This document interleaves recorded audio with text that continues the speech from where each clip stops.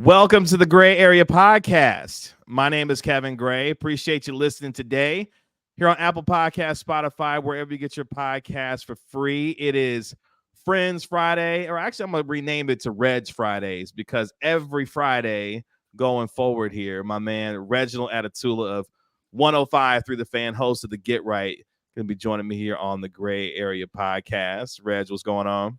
Not much. I like that. A little production coming in. This is cool. I'm trying to step it up. If I'm gonna be out here doing this, I need to kind of step it up a little bit. So I figured, throw a little background in there. This is bad for the podcast portion of this. But if you're watching this on the YouTube, you see the little intro video, you see the little background that I got going on there. So hopefully you'll enjoy the step up in production. So I want y'all to drop comments and likes just for the sake of you seeing extra production on these videos for y'all. I'm working out here for y'all. Okay, that's what I'm trying to do. Absolutely. So Also, you mentioning wherever you get your podcast just made me mad again because I use Google Podcasts. Oh, I'm sorry. I'm sorry. Yeah, and they getting out the game to move this to the YouTube Music, and I'm just like, what is wrong with y'all? Why is Google like this? Like you have so much of the landscape. Why can't y'all keep something steady and consistent for folks? Right? Like, why is that? Correct me if I'm wrong. Did I see that Google is doing a series of layoffs? Is that correct? Is what's happening here? That sounds right. I'm trying to recall. As you might imagine, keeping up with everything is not something that I'm doing a lot going on well lately. But yeah, that sounds familiar. Which, yep. I mean, everybody's getting laid off at this point in time. If you out here having a job, God bless you. I'm proud of you.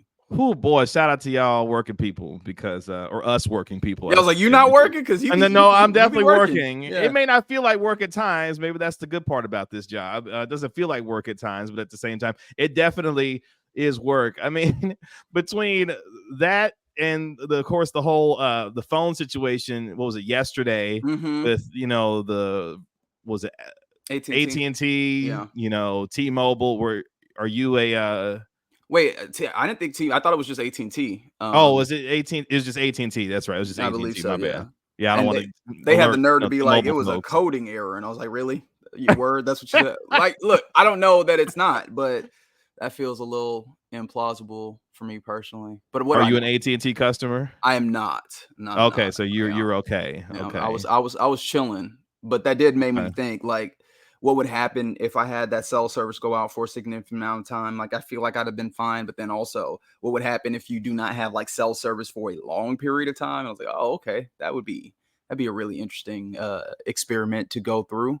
Just apparently couldn't call 911 for 18. Like that was a part of this as well. Yeah. That was like I really did not think about all the ramifications of that. Like that is wild. I know last night on our show on the Get Right, I was talking about it, and someone texted in and they were like, I work Uber, and because I did not have, like cell service, I could not do Uber. I was like, damn, wow. I did not think about that. Like your whole day's worth of potential income is gone because this thing that is like a utility now, right? Like it really does operate as a utility went down, And so, yeah, that's wild. Yeah, I was listening and seeing people just talking about the idea like, look, man, losing internet or cell service and just the amount of ways that we depend on these things now between the internet and constant, communication, whether it be through text messages, FaceTime, if you're an iPhone person, or however you may be affected by the lack of service, whether it be cell service or internet. It just puts in perspective sometimes like, man, we really depend on this crap a lot. If something's catastrophic were to happen, we be really up a creek when it comes to certain aspects of life that we engage in every single day when it comes to how we live. Right. And I think there's some folks that like to get a little high and mighty, like, oh man, we were before internet, we lived and we were fine. I'm like, yeah, but I think we was reading the newspaper. No, right. Like I understand what you mean. I also existed for some period of time in that. The point being is like, I think we can appreciate just how connected to these things, how plugged in we have become. And me personally, I'm just like, yo, that's kind of wild. I do recognize the ways in which I could live, but it'd be significantly different and it would be noticeable, right? I think we got a taste of that, not exactly in the same way like when the pandemic rolled through. And I think that a lot of people that probably would have said, no, I'm good, I could spend time. Like when you got into that place, you were like, oh, wow, I'm surprised by just how affected I am by this. And so I thought maybe, just maybe, that would give people some perspective. But of course, I should know that we don't ever learn no lessons. Like lessons are not, even if they are learned, they're not held on to, right? I could say that in a joking way, but there's also like more serious ways in which that has been surprising to me. I don't know if you want to take it there less than 5 minutes into the podcast, Oh but yeah, why not? Yeah, why there? like the summer of George Floyd, like there was a point in time where I looked up and I was like, yo, this is a country that's probably actually going to reckon with these things. And no. All that meant was like, you were ready for the pendulum to swing back the other way. And buddy, has it gotten nasty out here? Oh boy, yep. You could take it in a lot of different directions and how nasty it has gotten. But yes, that is quite. Look, it felt like moments like that, unfortunate circumstances like that, felt like certain inflection points. And I think in the moments they were, but at the same time, for a lot of folks, it does go back to eventually, unfortunately, a normal that has existed for far too long. Yeah. But hopefully, at least at some different points, there have been more conversations, more action, more individual thought about how this has to change going forward, whatever subject or whatever thing that you're thinking about based Them off cell of what phone you services. Yeah. get your damn act together, AT&T. Not for real. We out here trying to live. Come on now. Well, I mean, it didn't bother me. I'm a Verizon guy, so shout out to Verizon, I guess. For all right, do you use Verizon or you're a Verizon guy? Because I feel like those are two different things, right? Like, I guess I'm a Verizon guy. Yeah. There's a lot of people that like, as opposed to I utilize this service, has like made the service part of their identities. Like whether, and I mean, obviously not just that, but like all sorts of things. Like, hey, there's people that are like, I'm an Apple person as opposed to like I use Apple, and like that means something, right? Yes. That's another thing that I find fascinating. I'm an Apple guy for sure. I got all bunch of, look, if you could see like what I have going on, I got my iPhone to the right of me, my iPad to the next right of me, and then immediately in front of me, what I'm using, of course, is my MacBook Pro computer to do this. So not the iMac. You don't have the full suite. I don't have the full suite. No, one day I don't know if you were trying to be facetious with that. I'm gonna make sure absolutely. I catch that. But at the same time, at some point I am going to step up my computer game, because the more and more I continue to do this, the more I think I probably need something a little bit faster, because now my computer is a little bit older than probably what it needs to be in order to continue to do this stuff. So at some point down the road here, I will be looking to let's send Tim Cook some more money, baby. I mean, he done got most of it already. Because here's the thing. Here's the thing that Apple did that it took me a while to catch on to, but once I caught on, I was like, y'all slick mother bleepers. Every time a new phone come out or a new product come out, guess what? The thing that bothers me the most?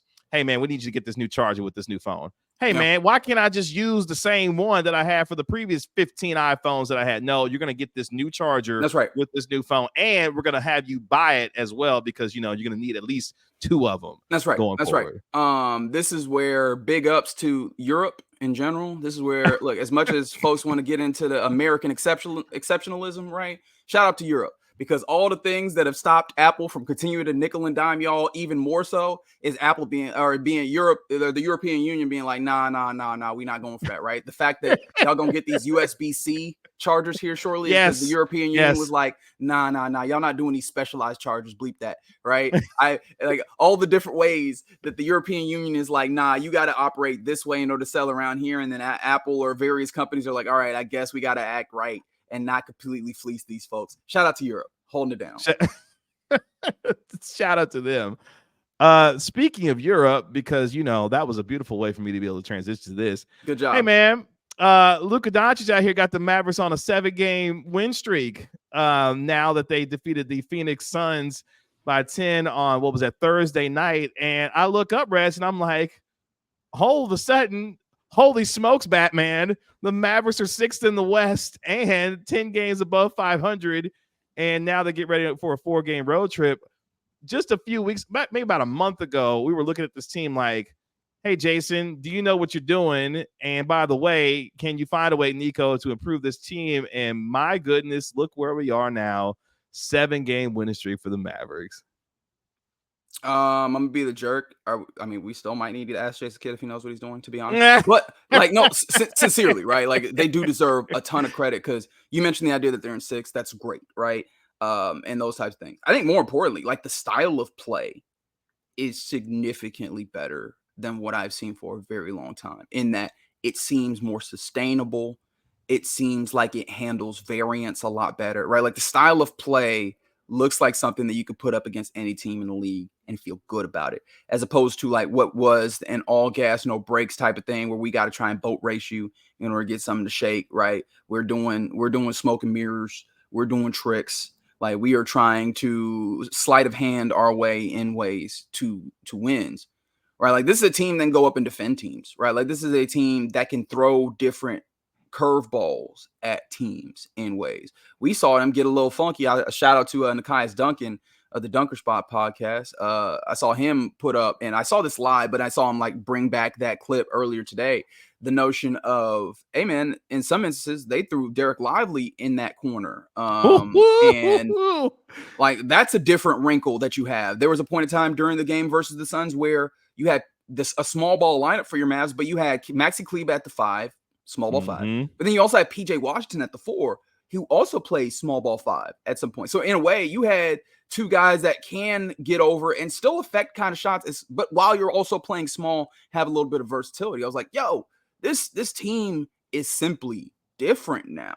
And there's still going to be some poking and prodding that needs to be done. But as first run stress test, that was really, really fun to see them be able to defend at a high level, them be able to kind of throw different things out there offensively. And then also it seems like just less on the shoulders of Luka Doncic and Kyrie, specifically Luka. And that's really fun. By the way, shout out to Maxi for quieting his haters, Reggie, as they're the way that he's been playing for the last couple of weeks. Wow. I may have earned that, but still, damn. I mean, Maxi, look, he's been dealing with that toe injury all season long, but the last couple of weeks, he's been great for them. And you talked about the small ball lineups that they're able to play with some of the versatility that they got there. And I want to go back for a second because you mentioned that play with Derek Lively attacking off the strong side, going to the basket. I said, if that's going to be something that we see every so often, that is terrifying because for him, for a one dribble attack at the rim and the finish with the fluidity and the veracity and the velocity. Yeah, I was thinking of ferocity. All of them work. Just I put ferocity and velocity together, and I got whatever I said. So that's just say it with confidence. Drive to the bucket with the same level of confidence as Derek Lively. All right. I mean, that's kind of nuts. The fact that he looked good doing it too. It wasn't like he, was anything kind of, awkward or the movements weren't fluid. Like he looked good doing it. But I think to the larger point, and you talked about with Luka and Kyrie, I mean, they gave you 70. I mean, Luka had a real, just nice 41.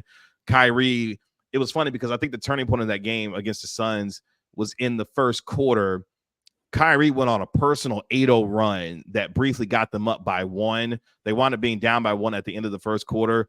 But that run that he went on, I think it was part of like a 13-2 type, 13-4 type run or something like that. Kyrie was spectacular, and he kind of changed the whole feel of the game with just that burst of his own that really kind of got the Mavericks back in it. And then from there, it was really kind of game on for the Mavericks. And I think just that alone is huge for them because Luka doesn't have to feel like he has to do all of those things every single night. Kyrie can be like, no, I got you for a second here. Let's get this back in it. And next thing you know, they're out to the races and handle business against Phoenix. Yeah, that's what the stars are for, is like, hey, man, when all else fails, can you go get some by your lonesome? But what's nice is that, and look, I don't want to ignore that. Like, that's not a big deal. That is a big deal, right? There's times where you go, oh, man, there's not really an offensive set here. Nothing's really happening. And then just Luka Doncic is like, all right, well, let me just pull up this step back. We're going to knock it down. Or Kyrie. Which he can do if you need to. I mean, he could bail you out if he needs to.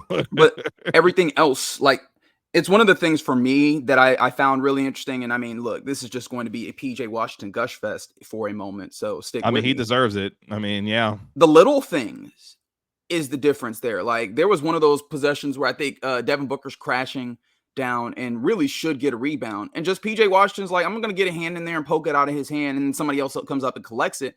And now you have a second possession, right? Because of the effort that he brings and the little things that he brings. Daniel Gafford also seems to bring some of the little things. And then there's just a lot of energy now because of that. And that's the type of stuff that makes it just a little bit easier on those other guys as well, And so you could see the likes of PJ Washington in the pick and roll was why they could have Derek Lively on the corner. And then what happens there is now you have, something easier, even easier than what Luka Doncic typically develops coming to bear. I'm really fascinated with this. It was a fun game to watch. I still think I'm trying to hold my horses to get more data points, more opportunities for them to be poked and prodded. This is a Suns team that was missing Bradley Beal.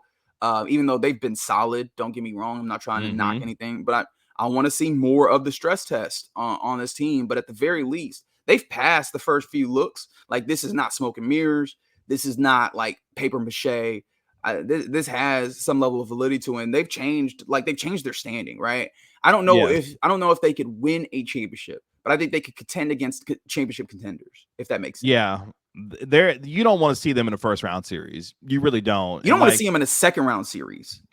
I would agree with that too. Like, the two best wins of this 7-game streak, I mean, they beat up, the Thunder by 35, and that was kind of the introduction with PJ Washington and Daniel Gafford, and they just went ham, that particular night. But then obviously the Suns win as well, because that, to me, and you talked about, maybe holding the horses a little bit. I want to continue to see what they do against some of the better teams. And part of this 7-game win streak, not to downgrade it at all, because winning 7 games in a row in the league is hard as hell to begin with.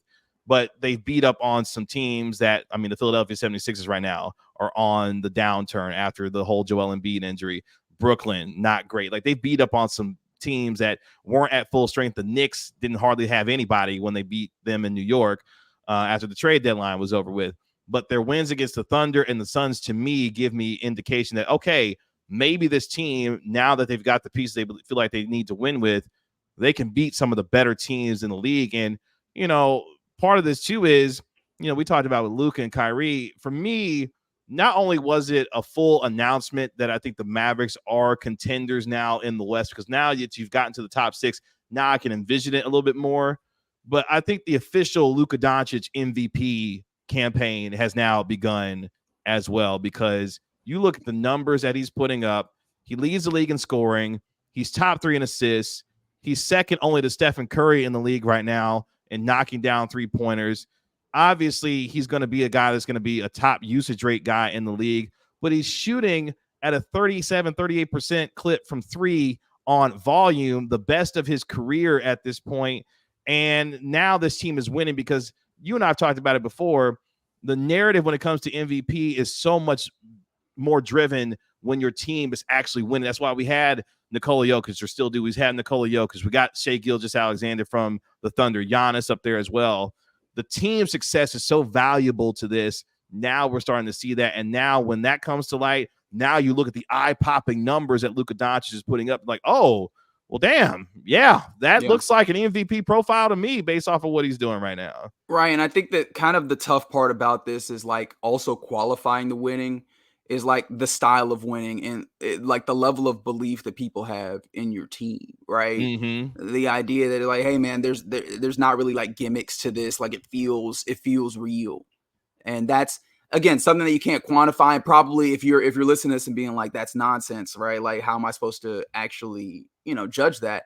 Fair, but that's kind of what we're talking about every single year when we get to MVP, because we have that conversation every year of what are we actually trying to suss out here. And so that's the nature of this award. It already has that complexity to it. But you can't deny early on with the early returns that the Mavs feel different. They feel more real. They feel more viable, as opposed to like, ooh, that's a dark horse sneaky team. They feel more pronounced.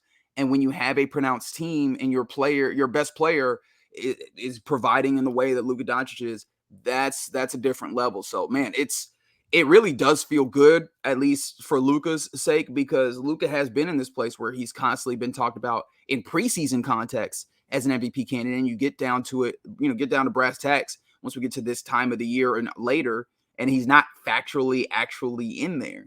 And it's a nice change of pace. Plus, also, it's a validation of his being here. We all understand that when you have a superstar, there needs to be a level of competitiveness in order to retain their services, because after a while they can ask out, right? Like, there's a level of power and mobility that's accessible to them.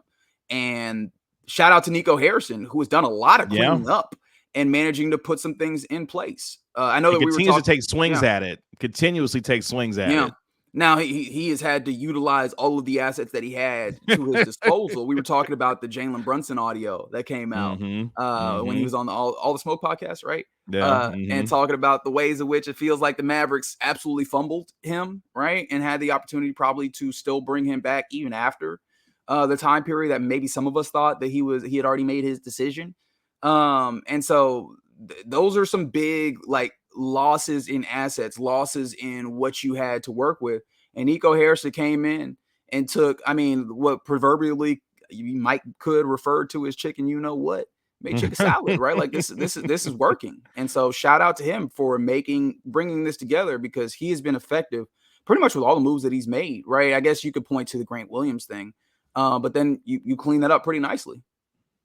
Yeah, and it's interesting because, by the way, Grant Williams is joining the Charlotte Hornets. They're now 4-0. And here's the funny part about that is I don't know how much winning Charlotte's actually trying to do at this point, but they're finding themselves. It feels good games. though. It feels good. I also sure it does feel good to win. When I'm talking about Nico Harrison, I also forget the Christian Wood thing happens under his tenure, right? I guess it just feels good now. So now I'm able to give him a lot of praise, and maybe we wouldn't do that. But like you mentioned, the swings are there, the efforts are there to try and make these changes. Yeah, and what I'll say for the Mavericks now is now that they've won these 7 straight games, now here's the thing.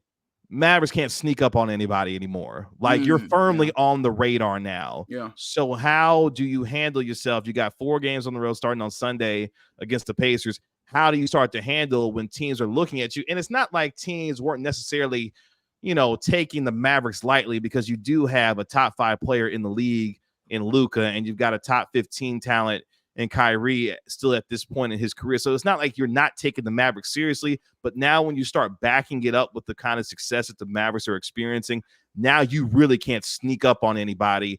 How do the Mavericks handle this kind of quote unquote prosperity, which we always talk about the Cowboys that they can't handle? Yep. I got the shot in there.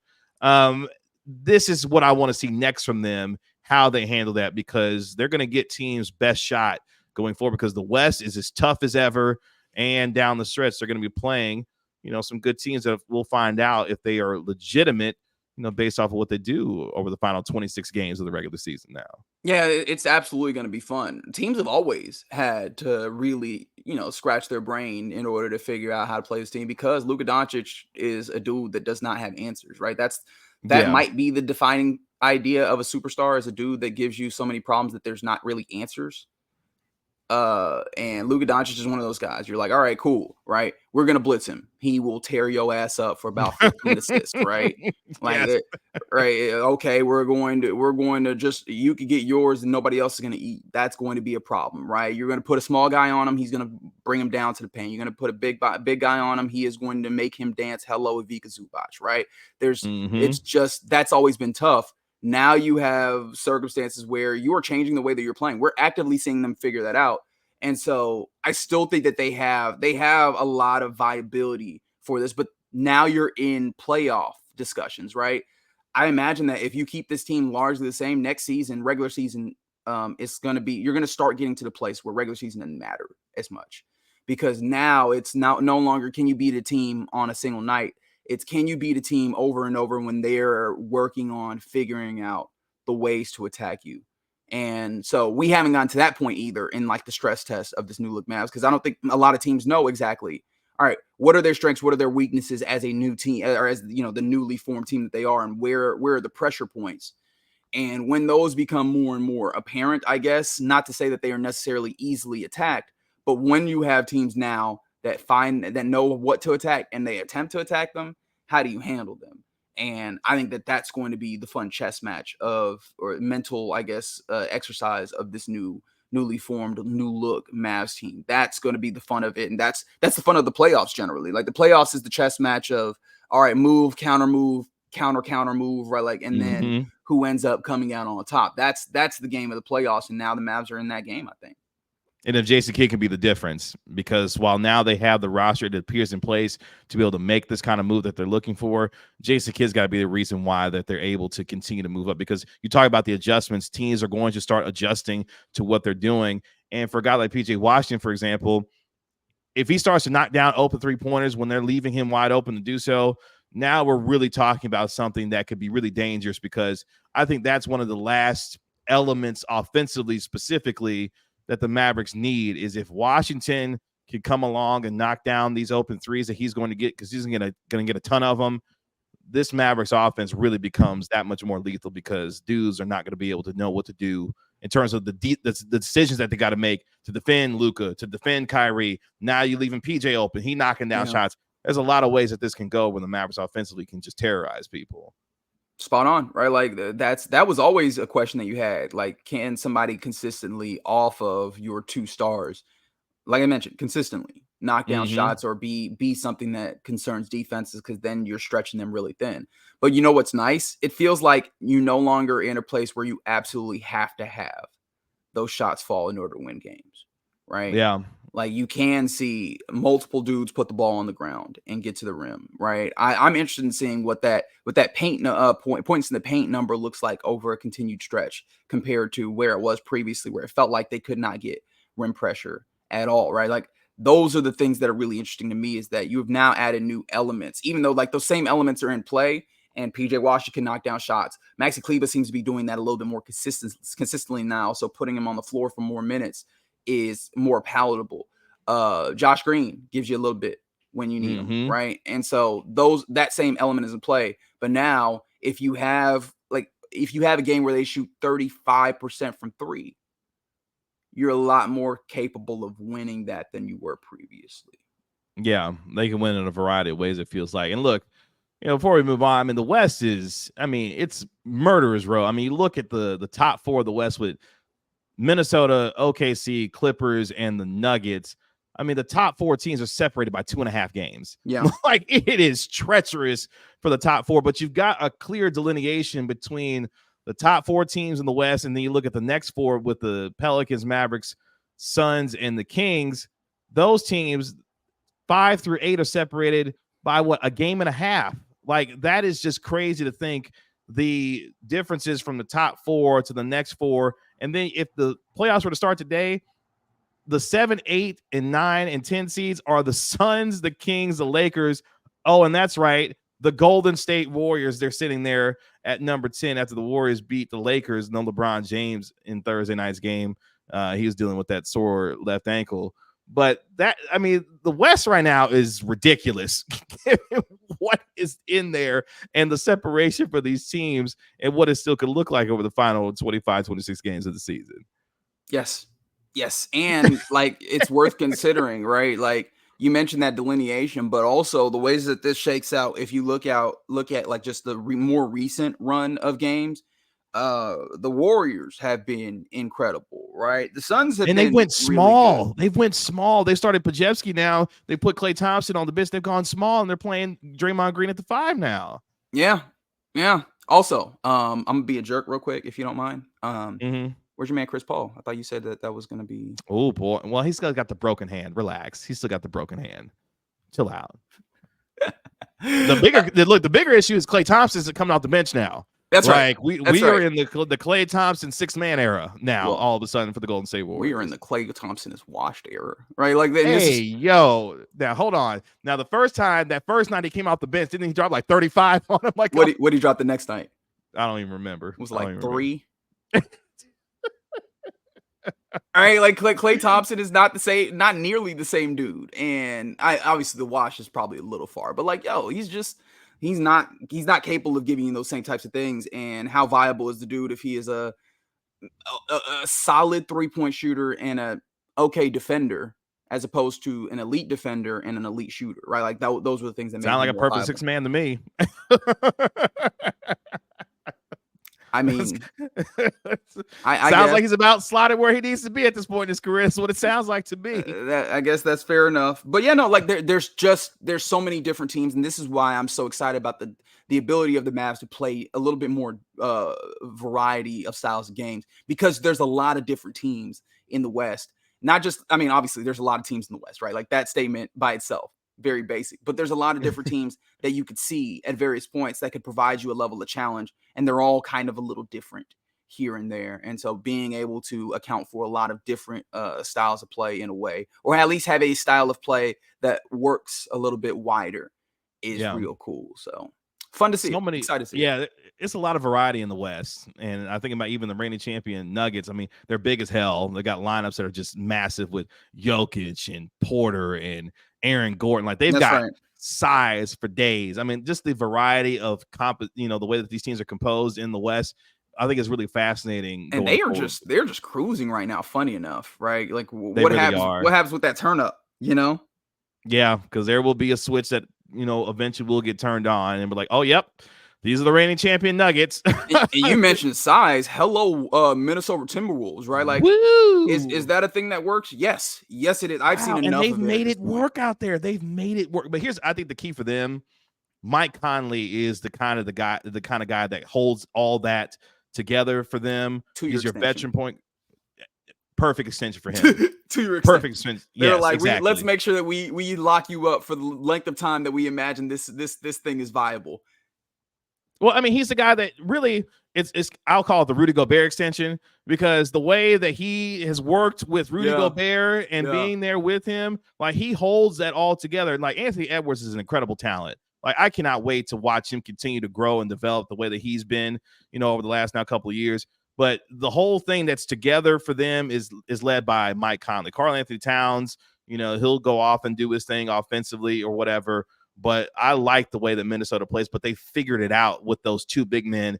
But Anthony Edwards still been able to get his shots, but Mike Conley being kind of the glue guy that makes it all go for them. And I thought that was a great extension for the Timberwolves to sign into, honestly. Yeah, I mean, that's a team that I'm very fascinated by. I know a lot of people are like, do you trust them? No. And I'm like, actually, right, they're on, if we're going in like the more, I guess, narrative-driven 30,000-foot view of this, right, what do we always talk about is kind of the path to a level of a contending team, right? You go in the playoffs, you take your knocks a little bit, you maybe make a little bit of noise, you develop further, then you go. Ain't that what the Timberwolves did last year, right? Where they gave the Nuggets, and the Nuggets themselves said that was like the toughest challenge of their run.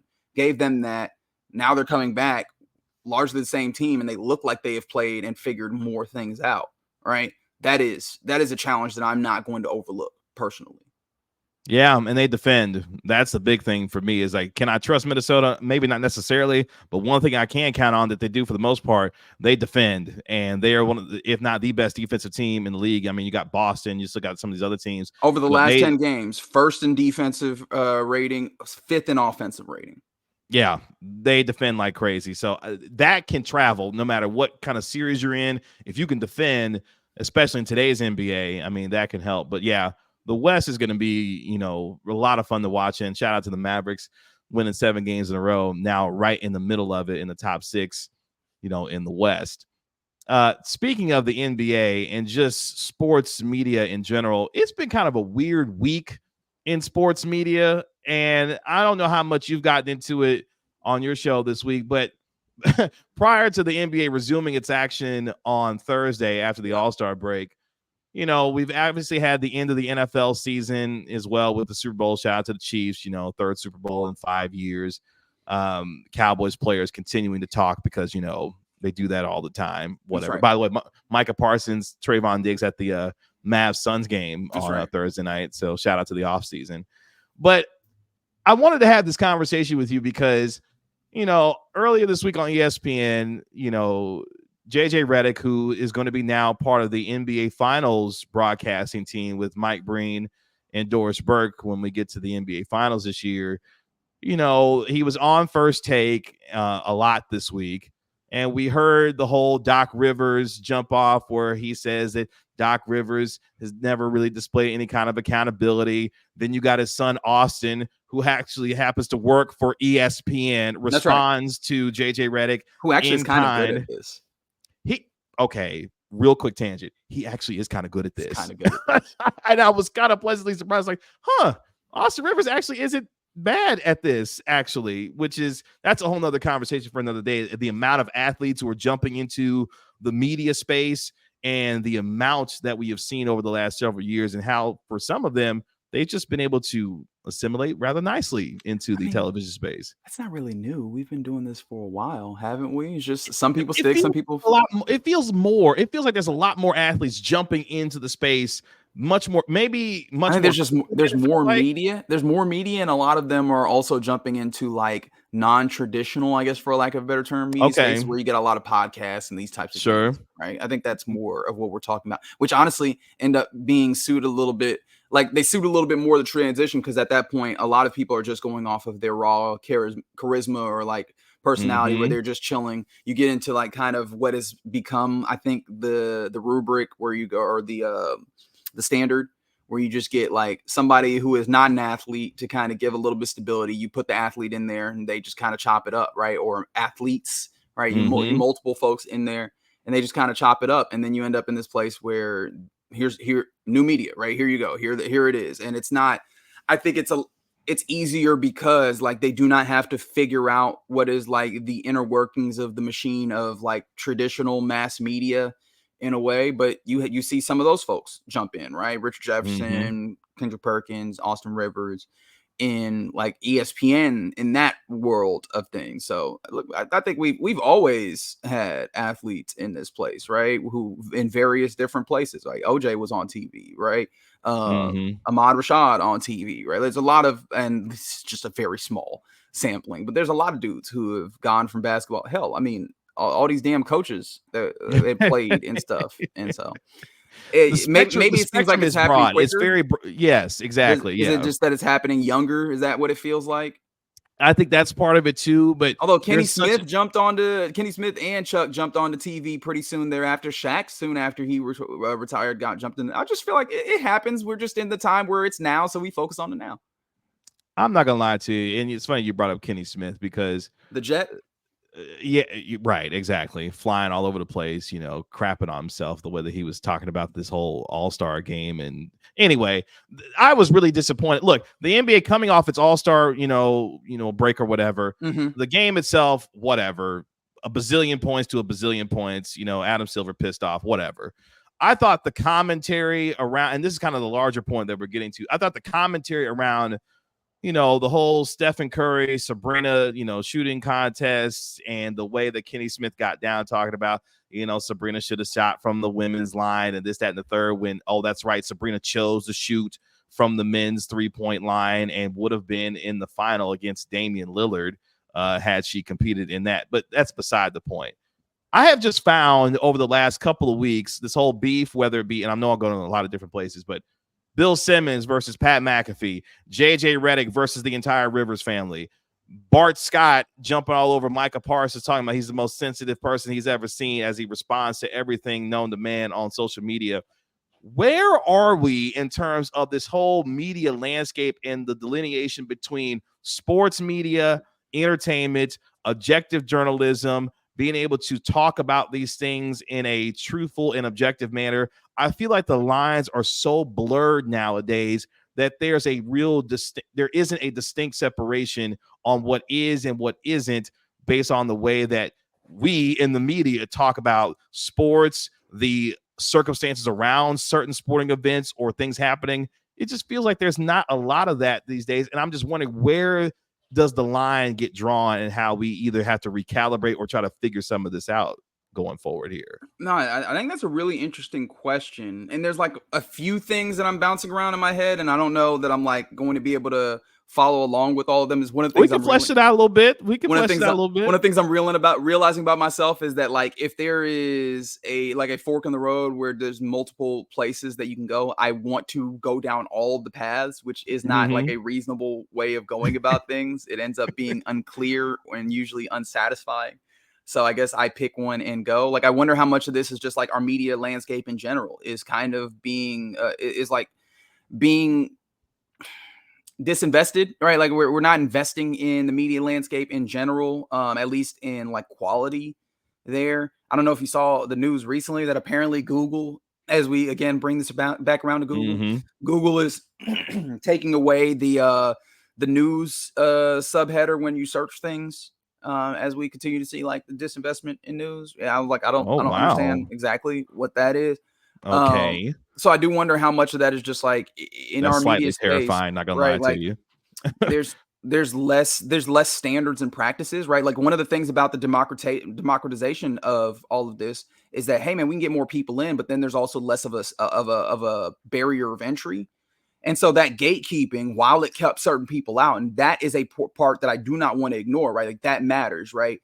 The fact that there was ways in which these things were made homogenous because of the gatekeeping, like these in more ways than one. I'm not just talking about like visually, culturally, ideologically, right? Like things remain homogenous because of gatekeepers, but also the gatekeeping in some ways also required folks to understand basic journalistic practices, right? Like these are the standards of how we operate this, a certain level of assimilation into best practices of what that we have determined. Now, of course, are they actually the best, right? That's another conversation that we can have, right? About the different mores and things that we had established in media over a long period of time. But at least the gatekeeping did serve that purpose, right? Just objectively. I'm not trying to say if it's good or bad one way or the other. But now anybody can get, a microphone and get these things together, particularly if you got some money, as a lot of athletes end up being, and do a podcast. And so, boom, now here you go, right?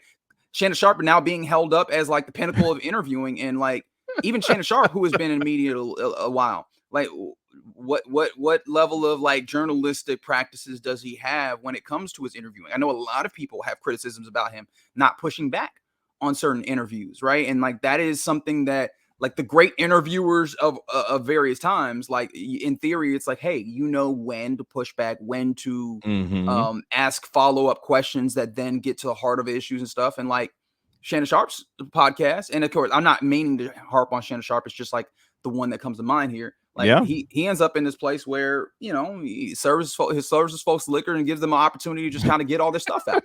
Right. And again, I'm not judging him for this. I'm just saying, like, I wonder how much of what you're pointing to is just like a general change in evolution in the way that the media space is going from, like, I guess the training or standards and practices in that way. Another thing is some of this is just, hey man, we always done some level of this. You mentioned the JJ Redick stuff. Ain't no basketball, baby. Let's put something popping, right? We're in the offseason of NFL. And you remember what we used to do in the offseason in the NFL to get content? Do you remember? Crime blotter. Like that was right. You remember, like now it's personal. Waiting for something to pop off, right? Like we've always had the wild things that we did as soon as we moved to a 24-hour news cycle, 24/7 news cycle. We got to find things to talk about, baby. So if we don't got it, let's cultivate it. Let's manufacture it. And when I say manufacture, I think a lot of people then go to this place where it's all fake. I don't know if that's necessarily it, but hey, man. Things that we might not talk about typically then become a little bit more priority when the things that you would typically put ahead of them are not there, right? Yeah. And so now we can get down to talking about things that we dislike as opposed to like the big ticket breaking down X's and O's or what have you. And I think part of that is separating content creation from the journalistic aspects of traditional journalism and how those things, because look, one of the things that I've tried to do, especially in this space, is, I'm going to come at you what I believe is the truth based on what I see and observe and analyze based on whether it's the NFL, the NBA, whatever, but also try to deliver it in an objective, entertaining way that connects to an audience, because no matter what medium you are in, part of this business is being able to deliver information in a way that connects someone to you based on the way that they may receive information that's different from someone else who you may get the same information from. That's what makes this business so fun and so entertaining, is that there are so many different personalities that bring it. But I feel like at times there's a blurring of the lines that's too much, that now we can't separate when someone's objectively trying to give their opinion versus trying to say the hottest thing, the loudest way that they could say it to try and generate a reaction. Because, and you may or may not appreciate the reference, some will, everything is pro wrestling. The job of a pro wrestler is to create a reaction, positively or negatively. If the crowd is reacting to you, you have done your job, because now you've elicited something, drawing on an emotion or something that triggers that individual to react to you based on something you may have said, the way that you may have acted, the way you may have hit your opponent, whatever the case may be. It's the job of a pro wrestler or any entertainer to generate a reaction. And I feel like in today's sports media landscape, the job, it feels like for some that they have to do, is to generate as much of a reaction as possible to draw the attention, because if you don't, you risk becoming irrelevant at that particular point. Yeah, man, that's also part of like the, I don't know, flooding of the market when it comes to content creation, right? Like part of content creation, what separates you is, are you going to get like illicit reaction? And I mean, I say that again, purely without judgment, right? Like just, a cat video that makes you smile, that is a level of reaction, right? I'm not just talking about anger, but the problem is, I think a lot of people have sussed this out to a point where anger gets people going.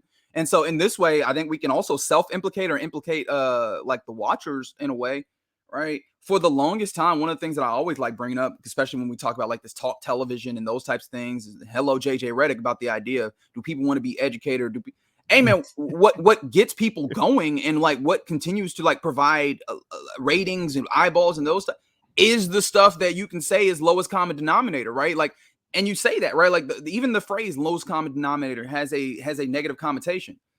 If you understand math, the lowest common denominator is the denominator that applies most widely, right? And if we're Yes. talking about broadcast television or broadcast media or all these things, when you're trying to reach a mass group of people, you need the lowest common denominator. You need something that's going to reach as far as possible, right? And so yeah, you're not going to get into the nitty gritty of breaking things down because that's a little bit more niche. And especially now in this place, there are places where you can get your niches, right? Like you can get that specific situation of that. But if you want something that's going to reach and appeal broadly, especially when we consider the fact that a lot of times this is entertainment too, right? Yes. Like as much as we want to, sometimes we want to get this down to a place where it's kind of school.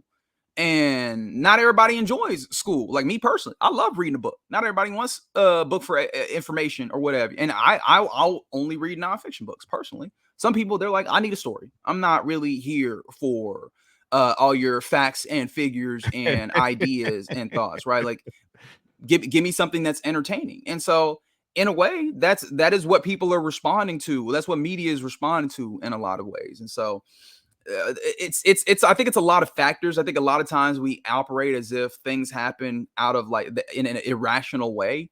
And sometimes we have to examine the ways in which, no, these are rational responses to the inputs. What are the inputs, right? Like, let's look at those types of things.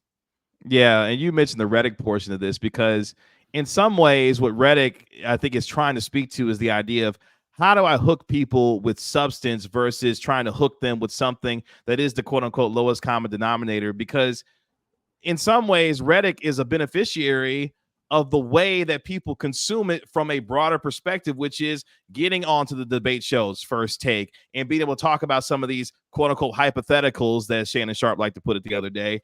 And then JJ Redick can come in with his particular brand or whomever is in that space to be like, no, well, let me bring in the X's and O's portion. Let me bring in the breakdowns of some of this. But you've got to have an entry point to some of this that I think sometimes the balance is missing, that I think Redick, I don't know if he was trying to communicate. It's like, look, I don't necessarily care for all the other hoopla that gets me to this point, but in some ways you need that in order to draw people in to something that you may be trying to divert from to have a larger impact based on the way that you want to deliver information in that way, whatever the case may be.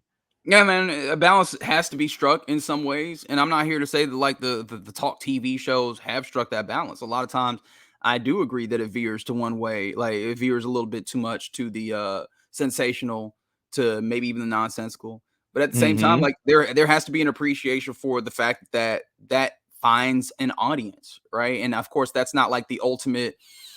That's not like the ultimate standard of what you want, but especially if we're talking like just pure capitalism, that's the win, right? Finding an audience, right? And so I understand what he's talking about is JJ in particular is talking about like what is the responsibility, and that gets to a little bit more high-minded discussion of, okay, are you yes, you could just give people cake and they will buy it. Are you required to put some vegetables in there somewhere, right? Are you required to do that? But I think part of that is understanding and appreciating the fact that if you're going to give vegetables, you better dress them up and make them taste good, right? Because again, this is still entertainment.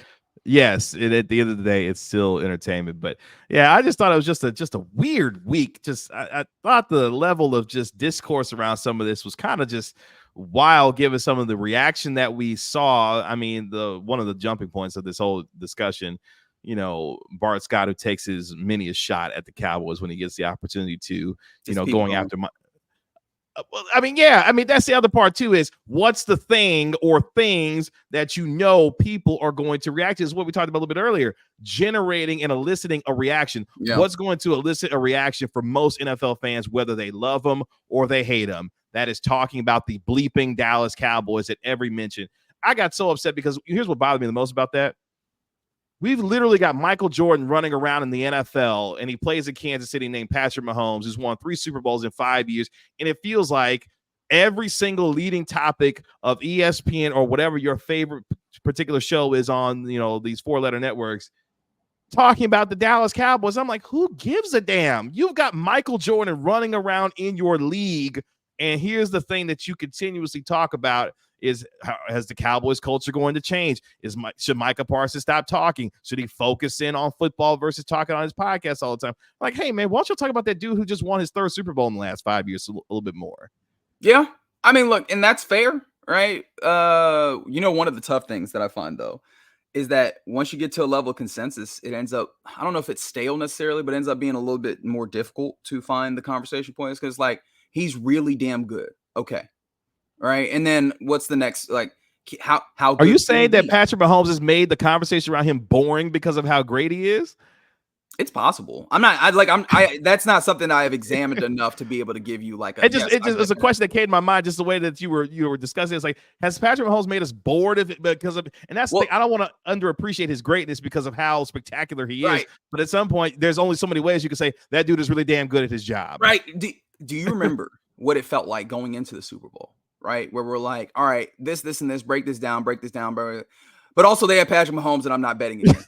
Right, like that. Oh, like we can do all this talking, but ultimately, don't nobody care about this Patrick Mahomes, right? Like, and so in some ways, yeah, maybe, but no, like I hear you, right? Like there's ways you can diversify this, but then that comes back to lowest common denominator, right? Dallas Cowboys are America's team for a very good reason. That's because they've been around for a long time. They got a level of visibility at a very particular time.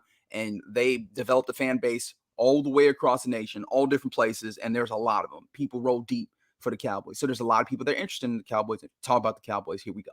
Right. We're on. Right.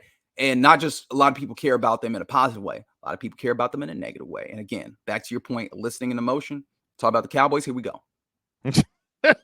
Somebody don't feel some type of way. Let's just say the 2 words Dallas and Cowboys, and the Cowboys are such on a one name basis. You could just say Dallas, and most people are going to look at the Cowboys. They're going to think of the Cowboys first, despite the fact that the Mavericks, who have Dallas in front of their name, have won a championship more recently than the Cowboys. Hell, Texas Rangers won a championship more recently than the Dallas Cowboys. Shout out to the Dallas Stars. Had more postseason success than the Cowboys have had. They've won a championship more recently, and their last title was in 1999. Correct. Like, it's just. The Cowboys make me sick. Damn it, they make me sick. You know what's funny enough? They also make me sick, and you want to know why? They make my job more hard, like more difficult. Like as much as we're talking about, like, yo, if you talk about the Cowboys, who get people going, and boy, I can tell you that, right? They also are making it tough to talk about the Cowboys because they have, and now I'm just complaining personally. Sorry about it. No, it's fine. I'm right there with you. They have this thing where they've gotten to a point where only one thing matters, and that's postseason success. So anything we talk about does not matter except, okay, but are they going to win those games? A title, yes. And that, like, even that, we're not even close enough to where we can talk about that in real terms. It's all in the abstract. It's not really something that we could talk about well. So it's like, all right, it's the offseason. What free agents should they go after? Doesn't matter. They're not going to win in the postseason. I don't know what to do with that. And here's the thing about that, too. You have to talk about them because they are one of the most popular franchises in the world. So you have to talk about them. So it's not like you can just dismiss them like, you know what? I don't want to talk about the Cowboys. We know they're not going to win. We know they're not going to do anything in the postseason. No, you have to talk about them because this machine won't quit. They continue to put out who they are every single turn that they get and do a damn good job of doing it. And what's funny is, let me ask you this question because I've been talking a lot and probably not saying anything in particular. No, you've said quite a bit today. It's been good. Thank you for that validation. No, like I know there's a lot of people that are like, look, man, with the Dak Prescott thing, take your lumps, walk away, and then like now get on the treadmill, right? Get on the rotation of trying to get that quarterback. Are you more likely to be happy with where the Cowboys are now with like this predicament that we said, or if the Cowboys end up being bad, right? Like if the Cowboys find their way to being bad, would you be happier in that place? Well, see, you can't ask a Cowboys fan that question because I want them to win, and I want All right, them to win. content man. Yeah, right? Because also you want thing. them. A lot of people want them to win, but people are like, the 12 wins don't mean shit to me anymore. Sorry about the Cowboys. No, you're good. Yeah, right? Like it doesn't. And so, yeah. If you feel like they're not going to win the playoffs, they might as well lose, right? Like, but like from a content place, which of those do you prefer? Which of those ends up looking better? Yes, because either way, whether they win or they lose and they stink, guess what? I'm going to be talking about that, and they're going to generate great content. Because look, if they win a Super Bowl, I'll be screaming to the top of my lungs every time I get behind a microphone. Look what the effing Dallas Cowboys did. They finally won a Super Bowl. Dak Prescott's validated. Micah Parsons, best defensive player of the league. Mike McCarthy won a Super Bowl with two different teams, two of the most historic franchises in all the NFL. Oh boy, we'd have to put him in the Hall of Fame, wouldn't we? That's what I'm saying. Like, there's so many things that come with the Cowboys winning a Super Bowl. I don't know how I feel about that one. Well, get ready, because if it does happen, that's where we are. But then on the flip side, if the Cowboys lose, Mike McCarthy's ass need to get out of here. Is Dak Prescott the actual dude? Is Micah Parsons talking too much? Should he shut up and focus on football? All the things that come with either winning or losing with this franchise, it benefits a content creator like myself or a journalist who happens to cover this team. Because here's one of the funniest things, one of the funniest secrets about covering the Dallas Cowboys.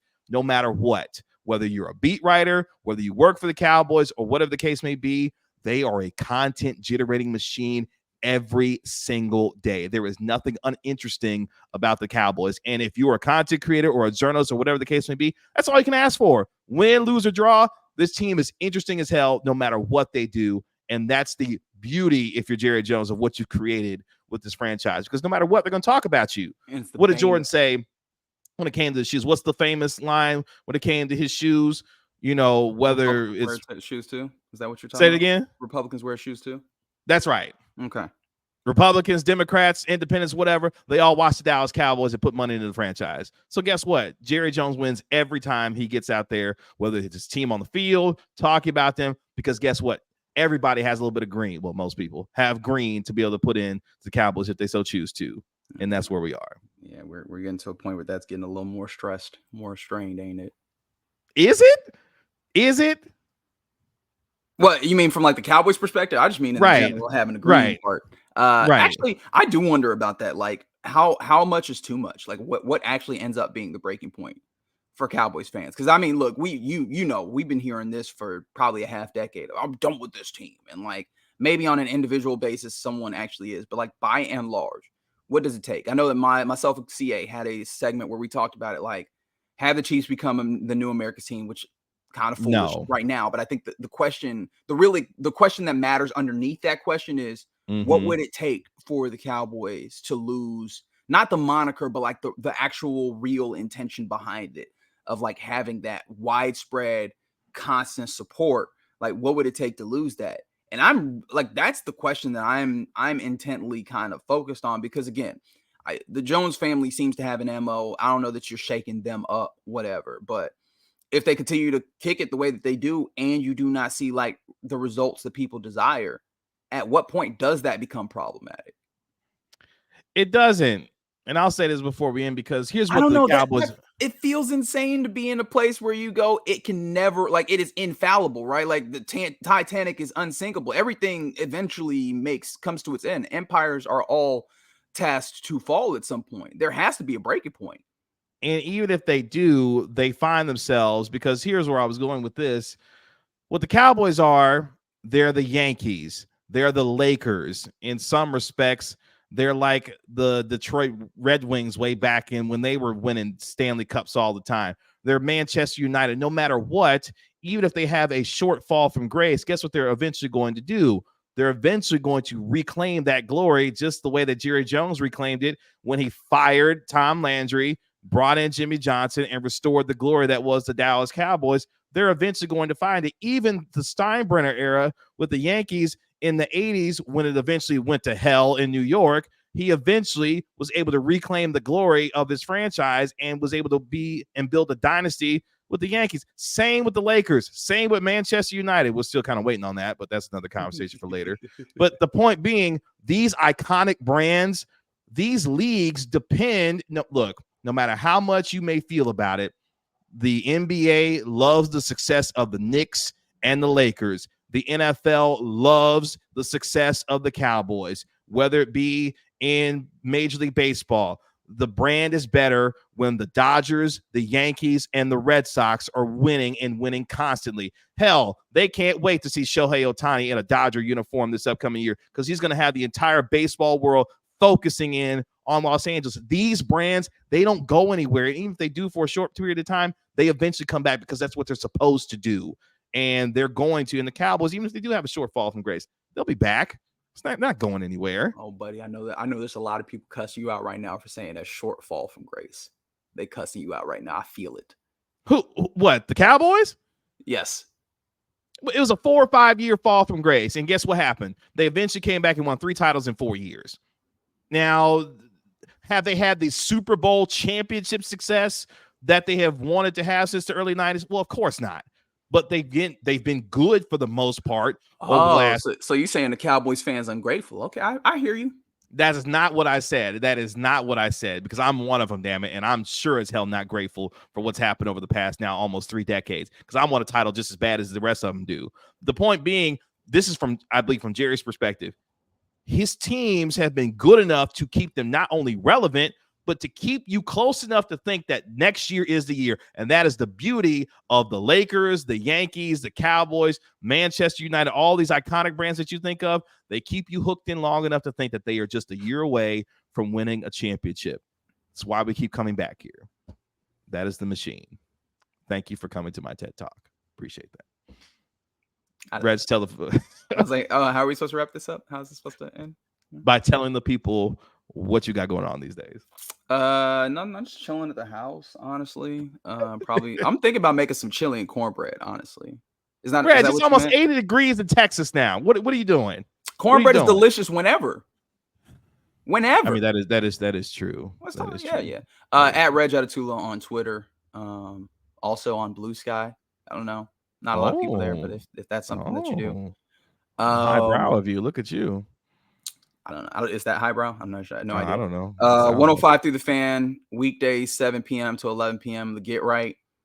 Baseball season coming. So shout out to the World Series champion Texas Rangers. Every once in a while, you can catch me once a week, usually on the Locked On Mavs. Mm-hmm. I don't know. Is that it? I'm not getting any better at these. So. Well, you should. You're getting more practice at it because you're doing a lot more things. So you should. That is a false dichotomy. Or like you think just because I'm going to practice more, I'm going to get better. That doesn't necessarily mean that. As I tell my daughters, my wife and I tell my daughter, practice makes progress. Practice makes progress. All right. Sure. Okay. My whole goal was just to throw mayhem into this show. I was very proud. I threw the show off of sports for like the first 10 minutes. I was very proud of that. Yeah, that's true. Mm-hmm. That's kind of what we do. Mm-hmm. You can also catch Reg on Fridays here on the Gray Area podcast as well. True. That is true. That's very true. I figured that was kind of a given. Got it. Mm-hmm. Got it. You can find me on Twitter at Kevin Gray Sports. Be sure to download and subscribe to the Gray Area podcast wherever you get podcasts for free. You can also check out my Mavericks podcast, Inside the Mavs, the official Mavericks podcast of 97.1 The Freak, the Dallas Mavericks radio network, where you can catch me every Mavericks broadcast for the pre and post game hosting duties as the Mavericks just continue to win ball games and make us look good out here these days. So shout out to the Mavericks for making us look better, I guess. But appreciate you joining us here on the Gray Area podcast here on Reg Fridays, is what I've officially dubbed it now. Reg Fridays here on the Gray Area podcast. What does your shirt say? What does that say? Unserious. Yeah. That's what it says. Mm-hmm. Okay. As you should be able to tell if you listen through this far. Yeah. This is fun. Reg, appreciate the time as always, my guy. Always, my man. Always. I'll talk to you on Monday here on the Gray Area podcast. Until next week, we'll talk to you later. Peace.